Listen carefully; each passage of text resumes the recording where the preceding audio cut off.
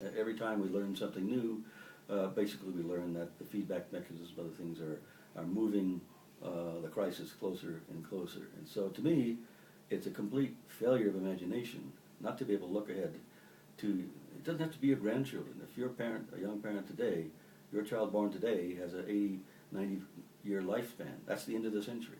In that time period, if we keep in the current trends, we're probably going to be at 4, 5, 6, 7 degrees centigrade increase.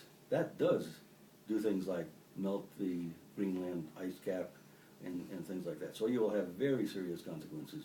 It could result in really mass migrations to the northern latitudes, away from the areas that we've now, for 10,000 years have been our home in the Tigris and Euphrates River, the Fertile Crescent, and so forth. So the consequences are very severe. And my background is in statistical decision theory. So even if you assigned a 10% probability to that sort of disastrous consequence, you would want to avoid it. And the amazing thing is, you can avoid it, in my view, at no cost.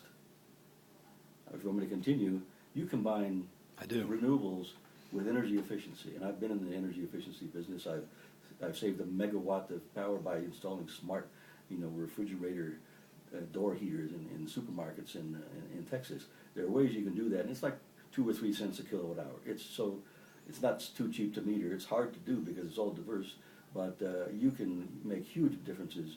And just like we did in California when I was at the California Energy Commission, put in the building and appliance standards that eliminated growth in per capita energy use in California since 1973.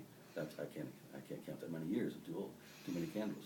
But you combine efficiency with renewables, wind, and coming right behind this, solar is going to be very economical in the next 5 years.